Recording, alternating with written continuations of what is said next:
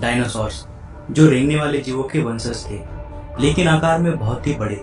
Dinosaurs ने पृथ्वी में बहुत ही लंबे समय तक राज किया। करीब 14 करोड़ सालों तक इस धरती पर इन दैत्याकार छिपकलियों का राज था। परंतु उसके बाद क्या हुआ? आखिर ये डायनासोर्स कहाँ विलुप्त हो गए? आखिर वो कौन सी घटना थी जिसने इनका नामो निशान मिटा दिया? इसे जानने के लिए हमें समय में फिर से पीछे जाना होगा। तो आइए चलते हैं आज से 6.5 करोड़ साल पीछे। आज से करीब 6.5 करोड़ साल पहले धरती का मौसम काफी सुहाना था। चारों तरफ पेड़ पौधे, सूरज की धूप, समुद्र से आती ठंडी ठंडी हवाएं और ये डायनासोर। परंतु यहाँ डायनासोर के अलावा एक और प्रजाति भी था जो आकार में बहुत ही छोटा था और ये आज के चूहे जैसा दिखता था। असल मायनों में यही हमारे प्राचीन पूर्वज थे और आगे चलकर हम इन्हीं से विकसित होने वाले थे।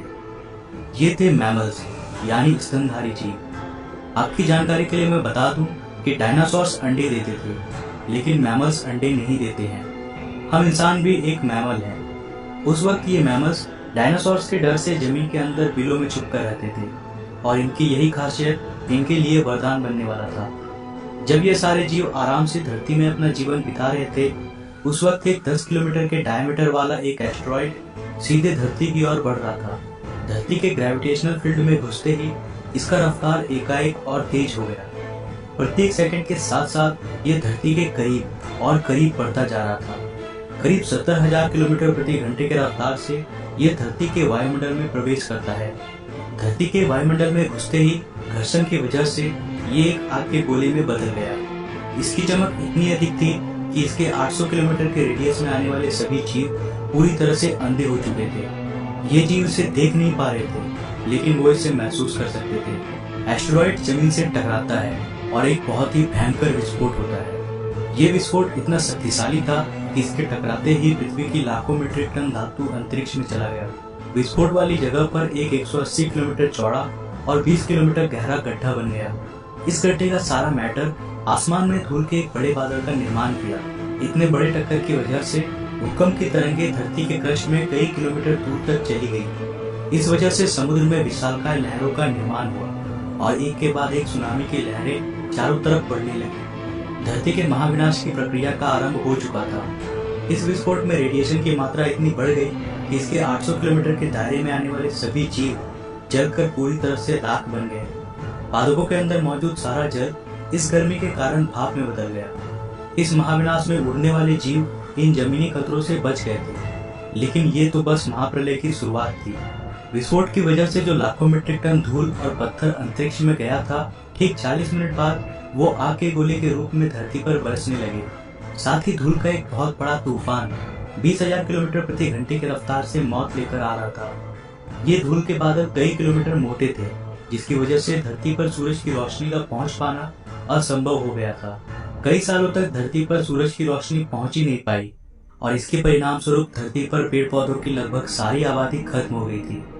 इस बादल ने धरती को चारों तरफ से ढक लिया था। विस्फोट के 90 मिनट बाद धरती का तापमान 150 डिग्री सेल्सियस तक चला गया। इसकी वजह से जो डायनासोर विस्फोट के इलाकों से बहुत दूर थे, वे भी इस गर्मी से बच नहीं पाए। इस महाप्रलय में धरती के कुल 75% आबादी पूरी तरह से साफ हो गई थी, लेकिन यह महाप्रलय किसी के लिए फायदेमंद साबित होने वाला था। डायनासोर का अंत एक नए प्रजाति के लिए सुनहरा अवसर था। मैमल्स, इन्होंने खुद को इस महाविनाश से बचा लिया था। अत्यंत गर्मी से बचने के लिए ये जमीन के अंदर रहने लगे और जिंदा रहने के लिए इसने सब कुछ खाना शुरू कर दिया। इन डायनासोर्स के अवशेष आगे चलकर हमें भविष्य में मिलने वाला था, जिससे आज हम इनके अस्तित्व का अनुमान लगा सकते हैं। महाप्रलय के कुछ लाख साल बाद अब धरती पूरी तरह डायनासोर से मुक्त हो चुकी थी और धरती पर एक नई शुरुआत की प्रक्रिया चल रही थी। इस नई दुनिया में हमारे प्राचीन पूर्वज समय के साथ साथ विकसित हो रहे थे। अब ये आकार में पहले से काफी बड़े हो चुके थे, परंतु ये अब भी दिखने में हमारी तरह बिल्कुल नहीं लग रहे थे, क्योंकि इसे आगे चलकर कई अन्य प्रजातियों में विकसित होना था। आज से करीब 4.7 करोड़ साल पहले अब धरती का वातावरण लगभग पूरी तरह से आज के समान बन चुका था। इस वक्त धरती का तापमान 24 डिग्री सेल्सियस था और धरती का एक दिन करीब 24 घंटों का होता था। इस वक्त धरती के सारे महाद्वीप लगभग पूरी तरह जानी पहचानी थी। केवल एक नए भूभाग की रचना बाकी रह गई थी। धरती के टेक्टोनिक प्लेट्स में एक बार फिर से हलचल हुई, जो धरती के दो बड़े बड़े द्वीपों को एक दूसरे के पास ले जा रही थी। ये वही भूभाग है जहां आज इस वीडियो को देखने वाले अधिकतर लोग रहते हैं। ये है इंडिया, जो एशिया महाद्वीप की ओर तेजी से बढ़ रहा था। इन दोनों द्वीपों के आपस में टकराने की वजह से एक नए भू श्रृंखला का निर्माण हुआ, एक नई पर्वत श्रृंखला, हिमालय। और यह है दुनिया की सबसे ऊंची चोटी, माउंट एवरेस्ट। इस पर्वत श्रृंखला में गिरने वाला बर्फ आगे चलकर कई नदियों का निर्माण करने वाला था, जो भविष्य में दुनिया के लगभग आधी आबादी को पीने का पानी मुहैया कराने वाली थी। लेकिन यहाँ धरती पर अब भी कुछ कमी रह गई थी। धरती पर अभी भी कोई चीज लापता थी। वे थे हम मनुष्य। लेकिन परिस्थितियां अब बदलने वाली थी। आज से 40 लाख साल पहले अफ्रीका के पूर्वी इलाके में एक नए पर्वत श्रृंखला का निर्माण हुआ, ईस्ट अफ्रीकन रिफ्ट वैली। ये पर्वत यहाँ आने वाले मौसमी हवाओं के लिए एक अवरोध बन गई थी और इस वजह से यहाँ के जंगलों में बारिश आनी बंद हो गई। यहीं इसी जंगल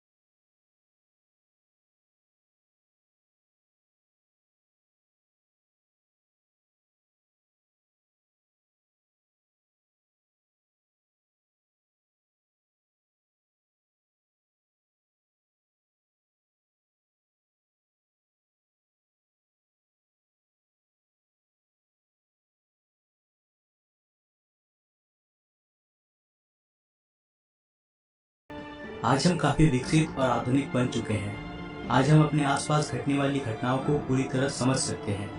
हम जानते हैं कि ये समुद्र कहाँ से आए। हम आज ये भी जानते हैं कि यह जमीन जहाँ हम खड़े हैं उसका निर्माण कैसे हुआ और आखिर में धरती में जीवन कहाँ से आया था। लेकिन हमारा सफर अभी भी खत्म नहीं हुआ है। हमें अभी और भी आगे जाना है। हमें इस संसार को और अच्छे से समझना बाकी है। तो आज के लिए बस इतना ही। अगर आपको ये वीडियो पसंद आया तो इसे लाइक जरूर करें और नीचे कमेंट में बताएं कि आपको ये सफर कैसा लगा। अगर आप नए हैं इस चैनल पे तो चैनल को सब्सक्राइब करने के साथ साथ नोटिफिकेशन बेल को भी ऑन कर ले। मैं मिलता हूँ फिर से एक नया इंटरेस्टिंग वीडियो के साथ। तब तक के लिए बाय।